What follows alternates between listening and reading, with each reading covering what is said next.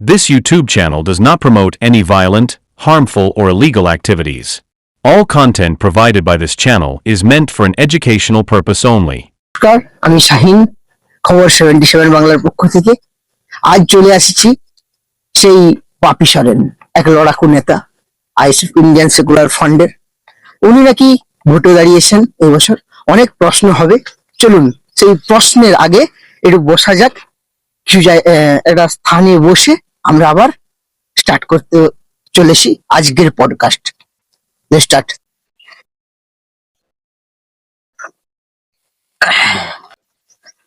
দাদা কেমন আছেন?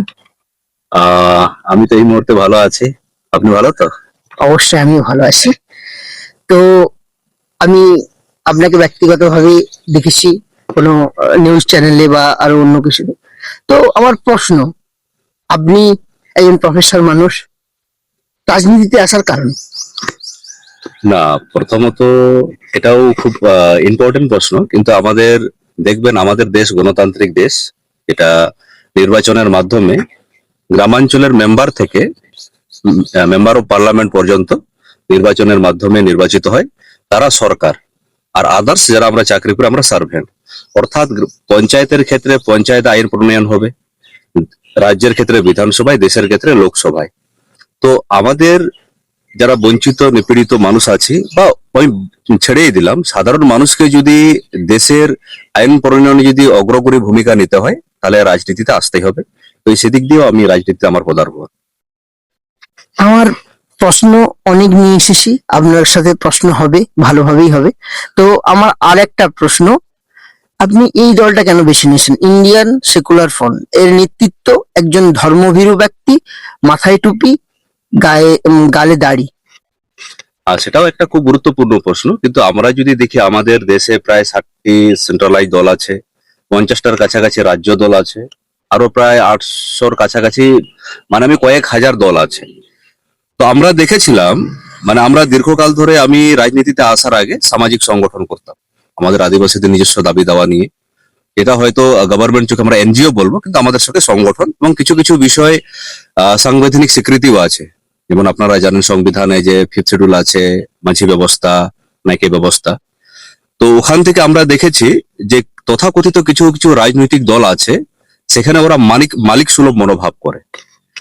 রাজনৈতিক দল মানে কি হওয়া উচিত? যে সবাই সহকর্মী, যোগ্যতা অনুযায়ী কাজ পাবে, বা সামনে পিছনে সেটা পদের কথা আসছে না, কিন্তু সম্মানের ব্যাপারটা আসছে। তো সেদিক দিয়ে আমরা যখন পরবর্তীতে চিন্তা ভাবনা করি যে আমরা কি করব আগামীতে, তাহলে আমরা সার্বিকভাবে, যে আদিবাসী সামাজিক সংগঠন ছিল আমাদের সেই সময়, লক্ষ্মীকান্ত হাঁসদা বা বিভিন্ন জন, আর রাজনীতি মানে তো আমরা যেটা জানি সংখ্যার কারবার, যার যত সংখ্যা বাড়ি তার তত ভাগিদারি। তখন আমাদের নেতৃত্বরা ঠিক করে আমাদের একটা এমন রাজনৈতিক দল তৈরি করা হবে, যে রাজনৈতিক দলে একটি বিভিন্ন জাতের বিভিন্ন রকম ডিমান্ড থাকে, বিভিন্ন রকম চাওয়া পাওয়া থাকে। তাহলে প্রত্যেকটা মানুষ নিজের মতন করে, দলের একটা সংবিধান থাকবে, সেই সংবিধানকে মেনে চলার সাথে সাথে সবার ডিমান্ড যাতে সেখানে তারা তুলে ধরতে পারে। যেমন আমরা বারবার যেমন অভিযোগ করি, যারা আমাদের আদিবাসী সংগঠন করে বা মুসলিমদের বোনেরা, বিভিন্ন জায়গায় কি হয় যে অনেক কথা থাকে তাদের দ্বারা হুইপ এর ফলে তারা বলতে পারে না, বিভিন্ন সময় সমস্যা হয়। তো এদিক দিয়ে বলবো যে আমাদের যেমন বিধানসভায়, যেমন আমি একটা উদাহরণ দিচ্ছি, আমরা এই মুহূর্তে যারা দর্শক বিন্দু দেখতে পাচ্ছেন, এটা জঙ্গলমহল এলাকা। ভারতবর্ষে 10টি রাজ্যে 5th শিডিউল আছে, সেই হিসাবে জঙ্গলমহলটাও যে জনসংখ্যা, যে ভৌগোলিক অবস্থান, 5th শিডিউল হওয়ার কথা সংবিধানের 244 নং ধারা অনুযায়ী। কিন্তু এই বিষয়টা কোনো রাজনৈতিক দল আজ পর্যন্ত বলেনি। ওদিক দিয়ে যদি আমরা বলে আইএসএফ ছোট দল হতে পারলেও, যেহেতু আমাদের নীতি নির্ধারক ভূমিকা আমরা এখানে আছে, আমাদের প্রচারের মূল এজেন্ডা আমরা এটাই রেখেছিলাম, সার্বিক বিষয়ের সাথে সাথে, এবং বিধানসভাতেও তুলে ধরতে পেরেছিলাম। এই যে নিজের মতন করে তুলে ধরার জন্যই আইএসএফ এ আমাদের যোগদান। আমার কাছে আর একটা প্রশ্ন, একদিন সেলিম স্যার বলছেন যে ভারতের কমিউনিস্ট পার্টি অফ মার্ক্সবাদী রাজ্য সম্পাদক, উনি বলছেন যে আইএসএফ এটা ভুল। জিনিসটা কি? যে আরাবুল ইসলামকে নাকি দলে নিয়ে এসে, উনি একজন বম মারা, একটা নীতিগত ভাবে আমাদের বামপন্থী আইএসএফ ইন্ডিয়ান সেকুলার ফ্রন্টের অনেক কর্মীদেরকে আহত করেছিলেন। তো ওনাকে প্রথমে ঢুকিয়ে কিভাবে প্রার্থী দিয়ে দিলেন নওশাদ সিদ্দিকী? না, এখানে একটা বিষয় আছে, আমরা একটি হচ্ছে আইএসএফ, একটা নিজস্ব স্বতন্ত্র দল। আমরা বামের শরিক নই। আমাদের জোট হয়েছে, জোটে আমরা 33টা বা যতটা সিট পেয়েছি আমরা। হুম। এর পরবর্তীতে এখানে কিভাবে প্রার্থী দিব আমরা, সেটা একটা আমাদের সেটা বিষয়, আভ্যন্তরীণ বিষয়। দ্বিতীয় যে বিতর্ক অবশ্যই আছে, আমি সেটা নিয়ে অস্বীকার করছি না, এক সময় আমরাও শুনেছি।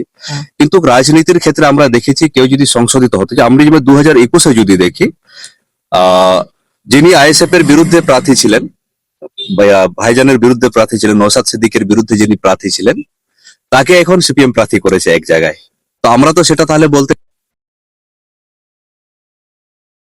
যেটা বলছিলাম, এটাও আমরা যেহেতু আমি দলের একজন সামান্য কর্মী, আর প্রত্যেকটা দলেরই সেখানে রাজ্য নেতৃত্ব থাকে, কেন্দ্রীয় নেতৃত্ব থাকে, সেখানে তারা সিদ্ধান্ত নিয়েছে, সেটা এই বিষয়টা হয়তো ওনারা আরো একটু ভালো করে বলতে পারবে।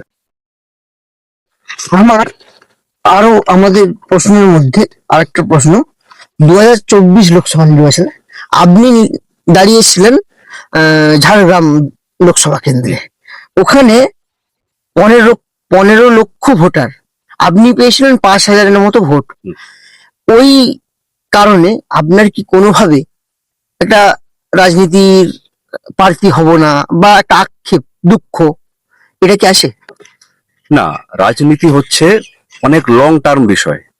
রাজনীতির আমরা যদি ভারত স্বাধীনতা যদি আমরা দেখি, দীর্ঘ 200 বছর লড়াই করার পর স্বাধীনতা পেয়েছে। বা যে কোনো রাজনৈতিক দলে আমরা দেখবেন, বিজেপি প্রথমকালে ছোট ছিল, টিএমসিও ছোট ছিল, তারা প্রার্থী খুঁজে পেত না। ওদিক দিয়ে আমি যখন 2024-এ লোকসভা এখানে নির্বাচিত দাঁড়ানোর দুটো লক্ষ্য থাকে রাজনীতিতে, একটা থাকছে আমি জিতবো, একটা থাকে যে আমার চিন্তাধারা মানুষের মাঝে বিস্তার করব। তো আমি যদি বলি, আমি যখন লোকসভাতে এখানে প্রার্থী হয়েছিলাম, ওখানে এই সময় কিন্তু সেখানে দলের কোনো সংগঠনই ছিল না।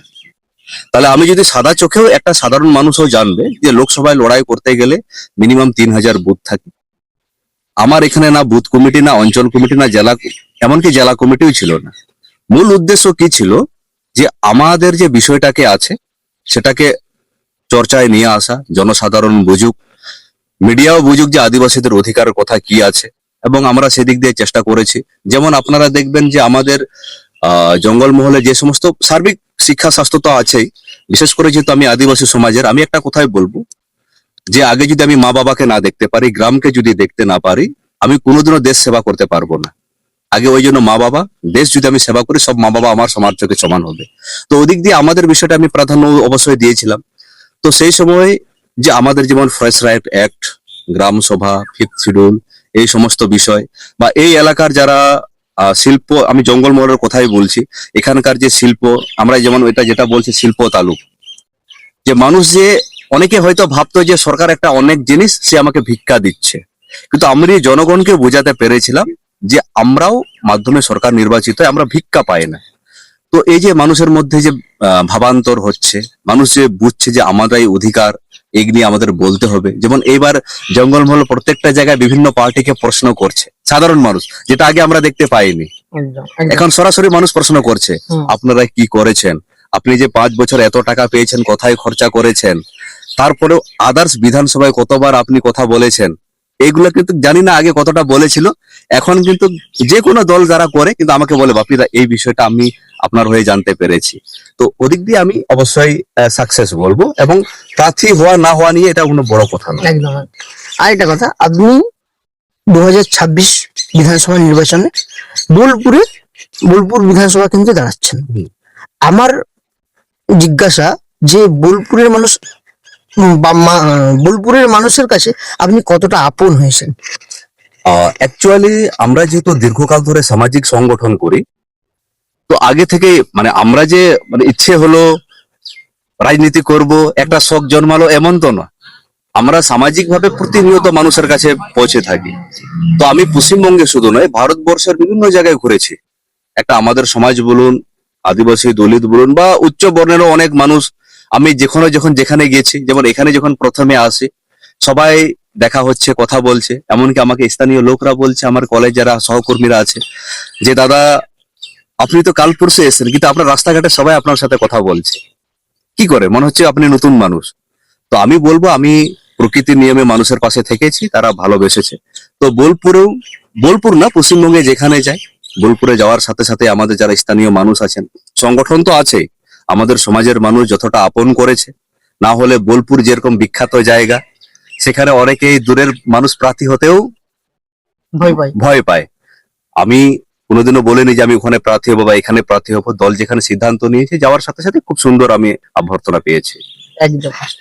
তো আপনাদের আপনাদের আমি আরো কর্মীদের ইন্টারভিউ নিয়েছিলাম, তো আপনাদের বোঝা যাচ্ছে যে কিছুটা ব্যক্তিতন্ত্র কিছুটা নীতিতন্ত্র।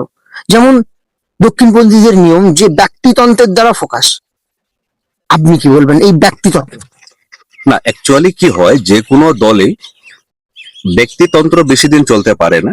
দেখবেন অনেক দল আছে, যে আঞ্চলিক দলগুলো, ব্যক্তি যখন কোনো কারণে সরে যায় বা দুর্নীতিতে ধরা পড়ে, অনেক উদাহরণ, দিল্লিরও উদাহরণ আছে, বা কেউ যদি সময়ের নিয়মে একজন পৃথিবী ত্যাগ করতে হয়, তাহলে অনেক ক্ষেত্রে সেটা দলটার অস্তিত্ব বিপন্ন হয়ে পড়ে।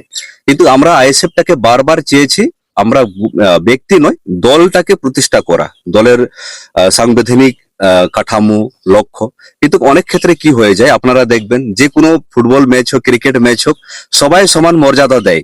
দুই একজন যখন ভালো পারফরমেন্স দেয়, নজরটা তাদের উপরেই পড়ে। কিন্তু সেদিক দিয়ে আমরা আইএসএফ কে বলবো, আমাদের দলতন্ত্র যথেষ্ট মজবুত, অনেক সবার কথা শোনা হয়। কিন্তু যেহেতু আমাদের ভাইজান, আপনি হয়তো, আমি যেটা বলছি আপনি সেটা হয়তো বলতে চাইছেন, একজন বিধায়ক হয়েছেন, ফোকাসটা ওনার দিকে পড়ছে বলে একটু ব্যক্তি ভাবটা আসছে। কিন্তু ওদিক দিয়ে আমি বলবো, আমরা যখন কোনো মিটিং এ বসি, ওখানে কিন্তু কোনো বিধায়ক হিসাবে নয়, একদম সমান হিসাবে আমরা দেখেছি। আপনার সাথে কথা বলে মনে হচ্ছে যে একজন শিক্ষক তাকে শিখিয়ে দিচ্ছে তার ছাত্রকে। আমি খুবই ভালো করলাম। আরো কিছুটা প্রশ্ন আসে, প্রশ্ন করার পর একটা খেলা খেলবো। তো আরেকটা প্রশ্ন হলো, এখন বিজেপি, টিএমসি বা তৃণমূল কংগ্রেস বা ভারতীয় জনতা পার্টি, তাদের মূল লক্ষ্য কিছু প্রকল্প, ধর্ম, রাজনীতি, প্রকল্প, এই নিয়ে ইন্ডিয়ান সেকুলার ফ্রন্টের কর্মী বাপি সরেন কি বলছেন? না, আমি তো একটা কথাই বলবো, জনসাধারণকে বলবো, আমাদের প্রথমেই বলেছি, আমাদের এখানে সবাই জনতা জনার্দন, ওনারা যেটা ঠিক করবেন সেটাই ঠিক। কিন্তু আমাদের পৃথিবীতে বুকে একটা সাইকোলজি বা সায়েন্স যেটা বলে, মানুষকে সবসময় ভয়ের মধ্যে থাকলে তারা আতঙ্কিত থাকে। এই জিনিসটা রাজনৈতিক দলরা অনেকটাই রিসার্চ করে। এখন তো দেখবেন রাজনৈতিক দল তো নয়, এক একটা কর্পোরেট সংস্থা, তারা মানুষের সাইকোলজি নিয়ে গেম খেলে। আপনারা দেখবেন যে মানুষকে যদি ভয় পাওয়ানো যায়, ভয় পাওয়ানোর পরে একদিকে তারা যাবে। প্রত্যেকটা লোকসভার আগে, বড় আমরা ভোটের আগে আমরা দেখব দেশে একটা অরাজকতা, যুদ্ধ ভাব চলে আসে। প্রত্যেকটা পুরো বিধানসভা ভোটের আগে আমরা দেখব এনআরসি ইস্যু আসে, এই বিষয়গুলো আসে। তো আমরা বলবো, যখন জনগণ যথেষ্ট সচেতন আছে, ওনারাও ভাবছেন, আমরা বলবো যে এই সমস্ত যেগুলো প্রোপাগান্ডা আমরা যেটাকে বলি, এগুলোতে যেন সবাই অ্যাভয়েড করার চেষ্টা করে। আপনি শিক্ষা, কর্মসংস্থান, মানুষের যে বেসিক মৌলিক অধিকার আছে, সেটা আপনার যে ফুলফিল করছে, আপনার যদি মনে হয় টিএমসি ফুলফিল করছে, আপনি তাকে ভোট দিতে পারেন। আপনার যদি মনে হচ্ছে বিজেপি ফুলফিল করছে, সে তাকেও দিতে পারে। বা আমরাও যেমন আইএসএফ বারবার আমাদের চেষ্টা করছে। আমি অনুরোধ করব, মানে ধর্মীয় বা প্রোপাগান্ডা, যে ভয় ভীতির থেকে দূরে সরে রেখে মৌলিক যে কাজকর্ম যে আপনার ফুলফিল করবে, যদি আমরা আইএসএফ আছি, আপনাদের পছন্দ হবে, মোস্ট ওয়েলকাম, বা যেটা হবে এটা নিয়ে আপনার মানুষজন এগোয়। ধর্মতলা চত্বরে যে একটা মিটিং হয়েছিল আইএসএফ ইন্ডিয়ান সেকুলার ফ্রন্ট, আপনি বক্তব্য দিয়েছিলেন, এবং আপনাদের একজন বিধায়ক বা আপনাদের দলের চেয়ারম্যান, উনিও বক্তব্য দিয়েছিলেন। উনি বলছিলেন যে জেলায় জেলায় হাসপাতাল হবে, সুপার স্পেশালিস্ট হাসপাতাল, বা কলকাতাতে ছুটে আসতে হবে না। আমি যদি ভুল না হই, 2011 সালে অনেক প্রকল্প এসেছিল, সেই প্রকল্প 80% সেই প্রকল্প গ্রহণ হয়নি। আপনাদের প্রকল্পগুলো কি অ্যাকচুয়ালি গ্রহণ হবে আপনারা যদি ক্ষমতা আসেন পরবর্তীকালে? না, আমরা প্রথমত যেভাবে রাজনীতিটা করতে চাইছি, যে নেতা কেন্দ্রিক রাজনীতি নয়। আমরা দেখব পৃথিবীতে যে সমস্ত যত তৃতীয় বিশ্বের দেশগুলোতে বেশি অনেক কাল শাসন ক্ষমতায় থাকে, যতটা মানুষকে অ্যাওয়ারনেস থেকে দূরে রাখা, শিক্ষা থেকে দূরে রাখা। তো আমি এখনো বলছি, যেমন জঙ্গলমহল আমরা যে জায়গাটায় বসে আছি, এটা হচ্ছে শিল্প তালুক, এখানে অনেক কিছু প্রচার করেছিল। যেভাবে একটা নেতা প্রতিশ্রুতি দিয়েছিল, জনগণ যদি কন্টিনিউ সেটাতে ধরে রাখে, পিন আউট, আপনাকে নির্বাচিত করেছি, তার প্রোগ্রেসটা কি হচ্ছে। 2011-তে সে যদি এতটাই প্রতিশ্রুতি দিয়ে থাকে, তাহলে 15 বছর আমি তার কাছে হিসাব কেন নিতে যাচ্ছি না? নেতা না কাজ করুক, জনগণ নেতাকে যেন কাজ করায়। যে শুধু আমি যেমন কালকে বিভিন্ন জায়গায় ঘুরছে, মানুষ বলছে নেতারা কাজ করছে না। তাহলে আমি যখনই জিজ্ঞাসা করেছিলাম আপনি কতবার তার কাছে আরটিআই আমাদের পাওয়ার আছে, আপনি কতবার জনমত তৈরি করেছেন, আপনার এলাকায় এসে আপনি কতবার প্রশ্ন করেছেন। আমাদের এলাকায় আমি যেমন একটা তথ্য পাচ্ছি, যেমন সংখ্যালঘুর আমি কথা বলি, পার ইয়ার 5,000 কোটি টাকা বাজেট, তাহলে 5 বছরে 25,000 কোটি। ট্রাইবেলদের জন্য পার ইয়ার 2,000 কোটি গড়ে এক্সট্রা হবে। তাহলে কোনোদিনও কি আমাদের সংখ্যালঘু, আমি দলমত ছেড়ে দিলাম, সে বিজেপি করুক, টিএমসি করুক, সিপিএম করুক, সে কোনোদিনও আরটিআই করেছে যে এই টাকা যে বাজেট হয়েছে কত টাকা খরচা হয়েছে, কোথায় খরচা হয়েছে? সবচেয়ে বেশি খরচা হয় পৃথিবীতে আমাদের ভারতবর্ষে যত নির্বাচনে। আমাদের থেকে তো অনেক বিশ্বের অনেক ধনীশীল দেশ আছে, সেখানে কিন্তু তার প্রচারে এত টাকা খরচা করে না, তারা কাজে খরচা করে। ওরা জানে যে মানুষ সেখানে প্রচার পছন্দ করবে না, কাজ বিচার করে তারা ঠিক সরকার পাল্টে দেবে। তাহলে আমাদের কি হচ্ছে যে প্রচারের মাধ্যমে মানুষকে চেঞ্জ করা হচ্ছে। আমি কাজ যাই করি না কেন 4 বছর 11 মাস, 1 মাস আমি পুরো প্রচার করব। তাহলে মানুষ যতক্ষণ, যেমন আপনি বড় বড় দেশে আমরা এখন সোশ্যাল মিডিয়ায় চলে আসছে, কারো নতুন করে কিছু বলা নেই, এআই এসছে, আমরা যদি দেখি অন্যান্য দেশে প্রচারে এত টাকার খরচা হয় না। তাহলে আমাদের এখানে কি হচ্ছে, মানুষ কাজটাকে ফোকাস করে না, লাস্টের 1 মাস কে কতটা প্রচার করছে, কতটাকে মাংস খাওয়াচ্ছে। তো সেটা আমি দেশের জন্য, রাজ্যের জন্য বলবো, কাজ আপনারা ফোকাস করুন। যে দলের কাজ ভালো হবে, যে দলের প্রচার নয়, যে দলের কাজ ভালো হবে সেই দলকে ভোট দিন। আরেকটা প্রশ্ন, আপনি যেহেতু রাজ্য লেভেল নেতা, তো আপনাদের দল যদি ক্ষমতায় আসে 2026 নির্বাচনে, আপনারা মন্ত্রী গঠন করে ক্ষমতা আসবেন, প্রথম আপনাদের কাজ, যেমন 1977 সালে বামফ্রন্ট যখন ক্ষমতা এসেছিল, ওদের প্রথম কাজ ছিল রাজনৈতিক ব্যাপারে যারা জেলে ছিল তাদেরকে বার করিয়ে আনা, ঠিক আছে, যে কোনো রাজনৈতিক দলের। তো আপনাদের প্রথম কাজ কি থাকবে? না, আমাদের প্রথম কাজ এখানে থাকবে শিক্ষার হালটাকে ফেরানো। আমরা সবকিছু মানে শিক্ষার হচ্ছে, শিক্ষাকে আমরা জোর দিলে, যেমন আমি যে জেলের কথা বললেন আপনি, আমি একটা তথ্য পড়ছিলাম, সেন্ট্রাল গভর্নমেন্টের একটা ডাটা আছে যে যত মানুষ এখন জেলে বন্দি আছে, সবচেয়ে মুসলিম সংখ্যা যে জনসংখ্যার থেকে তাদের বেশি আছে আদিবাসী সমাজে। এবং সেখানে রিসার্চ করে দেখা গেছে যে বিনা বিচারেই 80% বন্দি আছে, এবং তাদের মধ্যে সবচেয়ে বেশি হচ্ছে মাধ্যমিকের কম পাস, যে তারা জানেও না যে আইনের আমার কি কি সুবিধা আছে, বা আমি কিভাবে সরকারি সাহায্য পেতে পারি, বা সামান্য কেসের জন্য, সামান্য যেখানে বেল বন্ড হওয়ার কথা, সেখানে 5-6 বছর ধরে সে জেলে পড়ে আছে। তাহলে শিক্ষার আমার সেখানে গাফিলতি থেকে গেছে। তো আমরা বারবার প্রথমত জোর দিব প্রপার এডুকেশন, শুধু ডিগ্রির সাথে সাথে নয়। আমি আশা করবো যদি এডুকেশন যদি সব পারফেক্ট হয়, তাহলে সব দিকে। এটা সাধারণ মানুষের কথা। তো এবারে আমরা প্রশ্ন হলো শেষ, এই একটা খেলা, একদম। যেমন একটা রাজনৈতিক ব্যক্তিত্বের নাম বলবো, এক লাইনে তার উদ্দেশ্যে বলবেন, খারাপ হোক ভালো হোক, এক লাইনে। প্রথম হচ্ছে আমাদের রাজ্যের মুখ্যমন্ত্রী মমতা বন্দ্যোপাধ্যায়। গন্ডগোল। আচ্ছা, আচ্ছা।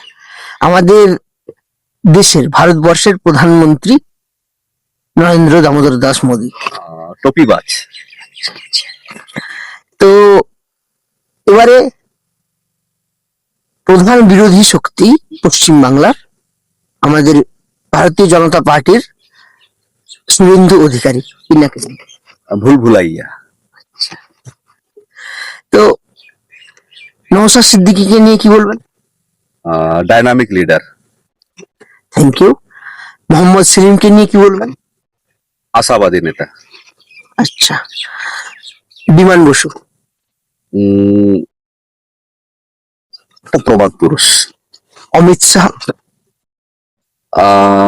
জেল খাটা। আচ্ছা। চিরাগ হাকিম। মীর জাফর। শওকত মোল্লা। দুষ্কৃতি। এই যে ব্যক্তিত্বদের নাম, যেটা বিজেপি, তৃণমূল, রাজনৈতিক লিডারদের নাম বললাম, সেখানে আপনি একটু ক্ষোভ প্রকাশ করলেন। আর ভারতের কমিউনিস্ট পার্টি ও মার্ক্সবাদী নেতাদের যখন নাম বললাম, একটু সহানুভূতির খাতিরে দেখলেন। আপনাদের নীতি, আদর্শ কিছুটা কি লেফট এর সাথে ম্যাচ করছে? কিছুটা ম্যাচ করছে বলেই তো আমরা জোটে আসতে পেরেছি। একদম। যেমন আমি একটা ব্যক্তিগত মত বলবো, এটা আমি আইএসএফ এর কোনো প্রার্থী হিসাবে নয়। হুম। রাজনীতি যেটা আমি প্রথম পার্ট জানি, রাজনীতিকে সফল করার জন্য শক্তিশালী বিরোধী জোট। যেমন আমি সিপিএম এর, আমি দীর্ঘকাল ধরে, আগে তো সিপিএম ই ছিল চারদিকে, যেমন সিপিএম এর কিছু কিছু যারা মুখ আছে, যারা এইবারও প্রার্থী হয়েছে, নাম আমি নিচ্ছেন হয়তো, ওইরকম মানুষদেরকে বিধানসভা একান্ত দরকার। যারা থাকলে, তারা সরকার বা বিরোধী পক্ষে থাকলে সরকারকে বারবার চোখে আঙুল দিয়ে দেখিয়ে দেবে। তাদেরকে আমি দলগতভাবে বিচার করছি না, কিছু কিছু যেভাবে শিক্ষিত বুদ্ধিদীপ্ত মানুষ, নাহলে সেই জায়গায় আমরা দেখছি কয়লাচোর বালিচোর মানুষের পক্ষে কি হয়, রাজনীতির যে মান অনেকটাই নেমে যাচ্ছে। তো আমি ব্যক্তিগত ভাবে আগেও চেয়েছিলাম, এখনো চাইছি, যেহেতু এবার তো জোটেও আছি, জোটের আগেও আমি চেয়েছিলাম যে বামের যে কিছু কিছু শিক্ষিত মুখ আছে, তারা হয়তো বড় বড় জায়গায় চাকরি পেতে পারে, তার তুলনায় এটা নেহাত কিছুই না। কিন্তু আমরা চাইছি, বা আমি ব্যক্তি, এটা আমার বা দলের জন্য কোনো কন্ট্রোভার্সি না হয়, আমি চাইছি ওরকম মানুষ, সে অন্য দলের হলেও তারা যেন বিধানসভায় থাকে, তাহলে ভালো প্রভাব ফেলবে। একদম। আরেকটা কথা, এতক্ষণ হলো রাজ্য নিয়ে, এবারে আপনার বিধানসভা কেন্দ্র বোলপুর, অনেক কিছু স্কিপ করে গেলাম। হ্যাঁ। যেমন আপনার নির্বাচনী ডায়েট কি? নির্বাচনের ডায়েট বলতে, আমরা গ্রামের ছেলে, হুম। এই যেমন আমরা এখানে বসেছি, হুম। প্রফেসর বা অধ্যাপক কথাটাই একদম। নতুন নতুন লেগেছে বলে এখন আমিও এখনো ওটাতে ধাতস্থ হতে পারিনি। সাইকেলে ঘুরে বেড়ায়, আপনি তো দেখেছেন। তো আমরা গ্রামের মানুষ, পান্তা ভাত, ডাল ভাত, এটা নিয়ে চলছে। হ্যাঁ, একটু অনেকেই বলে যখন ঘোরাফেরা করবে, বা অনেক নেতারাও যখন আমাদের দেখা হয় ডিবেটে বসে, কম খাবি। না কম খাবে, একটু জলটা বেশি করে সময়ে খাওয়া। একদম। আমার আরেকটা প্রশ্ন, মানে ওই বোলপুর বিধানসভা কেন্দ্রে একবারও কি ভোটের প্রচারে নেমেছিলেন? হ্যাঁ, আমি পরশুদিন ওখানে পৌঁছেছিলাম। পরশুদিন পৌঁছানোর পর আমি সেখানে দলীয় কর্মীদের সাথে পরিচিত হওয়া, তারপর ওই স্থানীয় বিভিন্নভাবে প্রচার করা। আর আমি যেহেতু কলেজে চাকরি করছি, কলেজের চাকরিও বেশি দিন হয়নি, ছুটিও খুব কম, আমি চেষ্টা করছি এর মধ্যেই মেনটেন করা। বা বিভিন্ন জায়গায় আমি যখন ঘুরি, অনেকে হয়তো ভাবে কলেজ টলেজ ছেড়ে নিয়ে ঘুরছে, ওরকম না, যেদিন ছুটির দিন থাকে সেদিনই সাধারণত আমি চেষ্টা করি। একদম। আমরা অনেক দীর্ঘায়ু করলাম আজকের পডকাস্টটা, তো ইতিমধ্যে আমাদের পডকাস্ট এক্ষুনি শেষ হয়ে যাবে, কিন্তু লাস্ট টুইট আপনাদের বোলপুর বিধানসভা কেন্দ্রের ভোটারদেরকে নিয়ে কিছু বলুন, মানে ভোটারদেরকে, মানে আপনার বক্তব্য বলুন। আমি শুধু একটা কথাই বলবো, ওখানে আপনাদের ভোট আপনারাই দিন। কারা দুর্নীতি করছে সবাই আপনারা জানেন, তাদের পক্ষে উন্নয়ন সম্ভব সেটাও জানেন, কিন্তু সবচেয়ে ফেমাস জায়গা হওয়ার পরেও, মানে আমাদের ভারতবর্ষের নাম কবিগুরুর একটা এক সময় কাটিয়েছেন তিনি। কাটিয়েছেন, এবং তার আভিজাত্য সবকিছু এখনো বর্তমান। কিন্তু সেই হিসাবে যদি আমরা সেই এলাকায় যাই, মনে হবে আমি একটা অজ গায়ে পড়ে আছি। তো আমরা চাই সেটা আমাদের পশ্চিমবঙ্গ নয়, ভারতবর্ষের একটা অন্যতম পর্যটন কেন্দ্র হয়ে উঠুক, সেটা ওখানকার জনগণের দ্বারাই।